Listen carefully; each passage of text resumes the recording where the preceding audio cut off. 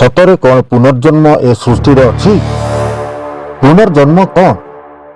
ଯଦି ସୃଷ୍ଟିରେ ପୁନର୍ଜନ୍ମ ଅଛି, ସେ ସ୍ମୃତି ପରବର୍ତ୍ତୀ ଜନ୍ମରେ ମନେ ପଡ଼େନି କାହିଁକି? ଏମିତି ଅନେକ ପ୍ରଶ୍ନ ଆମ ମନରେ ଆସେ, କିନ୍ତୁ ଉତ୍ତର ଖୋଜି ପାଇନଥାନ୍ତି ଆମେ।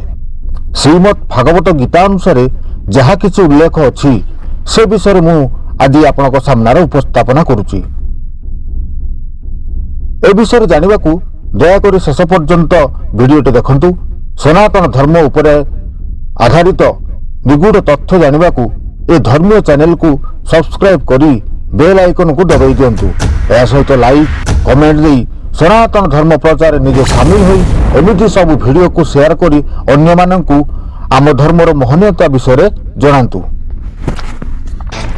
ପୁନର୍ଜନ୍ମ ସହିତ ଜଡ଼ିତ ଅନେକ ପ୍ରଶ୍ନର ଉତ୍ତର ଜାଣିବାକୁ ଆମ ମନରେ ରହସ୍ୟ ଏବଂ ଆଗ୍ରହ ସୃଷ୍ଟି ହୁଏ, କିନ୍ତୁ ଅଜ୍ଞାନତା ଦୃଷ୍ଟିରୁ ଆମେ ସେସବୁ ବିଷୟରେ ଅଜ୍ଞତା ପ୍ରକାଶ କରନ୍ତି।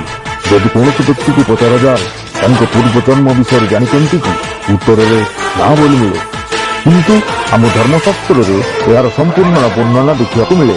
ପୁନର୍ଜନ୍ମର ଅର୍ଥ ଜୀବାତ୍ମା ଗୋଟାଏ ଶରୀର ଛାଡ଼ି ପୁଣି ଆଉ ଥରେ ଜନ୍ମ ନେବାକୁ ହିଁ ବୁଝାଇଥାଏ। ମହାଭାରତ ଯୁଦ୍ଧରେ ଶ୍ରୀକୃଷ୍ଣ ଅର୍ଜୁନଙ୍କୁ କହିଥିଲେ ଯେ, ତୁମର ଏବଂ ମୋର ଅନେକ ଥର ଜନ୍ମ ନେଇଛେ, ପାର୍ଥକ୍ୟ ଏତିକି ଯେ ମୋ ପୂର୍ବଜନ୍ମ ମନେ ରହିଛି କିନ୍ତୁ ତୁମର ମନେ ନାହିଁ, କାରଣ ତୁମେ ସଂସାରରୁ ମୋହ ମାୟା ଆସକ୍ତି ଛାଡ଼ି ପାରିନାହଁ। କିନ୍ତୁ ମୋର ସେ ଆସକ୍ତି ବା ମୋହ ବା ମାୟା ଆଦୌ ନାହିଁ, କାରଣ ମୁଁ ମାୟାଧାରୀ। ବସଂସ ଜିନ୍ନାନି ଯଥା ବିହାୟ ନବନ୍ତି ଗୃହନ୍ତି ନରଃ ପ୍ରାଣୀ ତଥା ଶରୀରାଣି ବିହାୟ ଜିନ୍ନା ନ୍ୟନନ୍ତି ସୟନ୍ତି ନବାନି।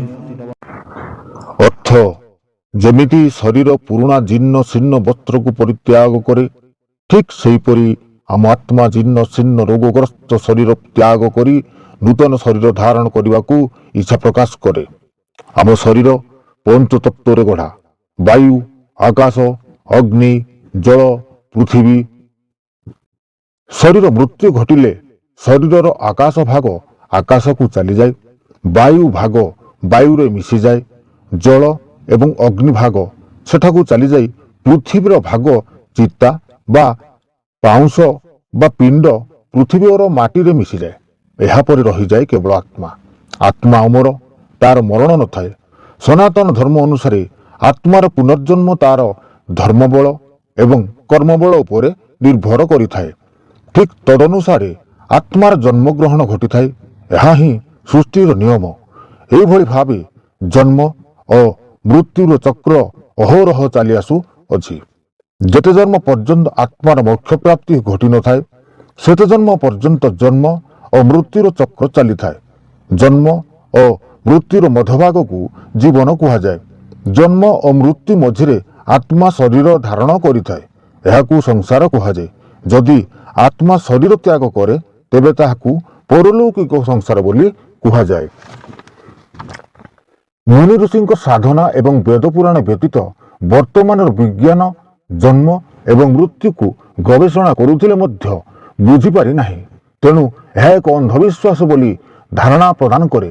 ମାତ୍ର ସୃଷ୍ଟିର ଆରମ୍ଭରୁ ପ୍ରଥମ ଧର୍ମ ସନାତନ ଧର୍ମର ଅନେକ ଯୁକ୍ତି ଏବଂ ଅଭିଲେଖରୁ ଏହା ସିଦ୍ଧାନ୍ତ ମିଳେ ଯେ, ଶରୀରର ମୃତ୍ୟୁ ହୋଇଯିବା ପରେ ଆତ୍ମା ପାଖରେ ମନ ଏବଂ ସୂକ୍ଷ୍ମ ଶରୀର ରହିଯାଏ।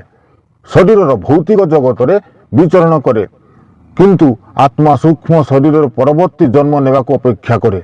ଏହି ସମୟରେ ସେ ଅଶରୀରୀ ହୋଇ ବିଚରଣ କରେ କିମ୍ବା ଗଭୀର ନିଦ୍ରାର ସମୟକୁ ଅପେକ୍ଷା କରେ। ଆଉ କିଛି ଆତ୍ମା ପିତୃଲୋକରେ ଅବସ୍ଥାପିତ ହୋଇଥାନ୍ତି। ଏହାପରେ ଆତ୍ମା ନିଜର କର୍ମ ଏବଂ ଧର୍ମ ଅନୁସାରେ ମଣିଷ ବା ଜୀବଜଗତରେ ପୁନର୍ଜନ୍ମ ନିଅନ୍ତି। ଯେ ପର୍ଯ୍ୟନ୍ତ ଆତ୍ମା ପରମାତ୍ମା ସହିତ ଲୀନ ହୋଇପାରେ ନାହିଁ, ମୋକ୍ଷ ପାଏ ନାହିଁ, ଏମିତି ଜନ୍ମ ମୃତ୍ୟୁର ଚକ୍ର ଚାଲିଥାଏ। ଆତ୍ମା ମୃତ୍ୟୁର ତତ୍କ୍ଷଣାତ୍ ପୁନର୍ଜନ୍ମ ପ୍ରାପ୍ତି ହୋଇନଥାଏ। ଆତ୍ମାର ସୁକର୍ମ ଏବଂ ଧର୍ମୀୟ ବିଚାରକୁ ନେଇ ବର୍ଷ ବର୍ଷ ପର୍ଯ୍ୟନ୍ତ ମଧ୍ୟ ଅପେକ୍ଷା କରିବାକୁ ପଡ଼ିଥାଏ। ସ୍ରଷ୍ଟାଙ୍କ ନିୟମ ଅନୁସାରେ ଆତ୍ମା ପୁଣି ଯୋନିରେ ପ୍ରବେଶ କରିବାକୁ ସକ୍ଷମ ହୁଏ। ଅନେକ ଲୋକଙ୍କ ମନରେ ପ୍ରଶ୍ନ ଆସିବା ସ୍ୱାଭାବିକ କି, ଜନ୍ମ ପରେ ପୁନର୍ଜନ୍ମର ସ୍ମୃତି କାହିଁକି ମନେ ରହେ ନାହିଁ? ଯଦି ପୂର୍ବ ଜନ୍ମର ସ୍ମୃତି ମନେ ରୁହନ୍ତା, ତେବେ ପ୍ରାଣୀ ପୃଥିବୀରେ ଶାନ୍ତିରେ ରହିପାରନ୍ତା ନାହିଁ।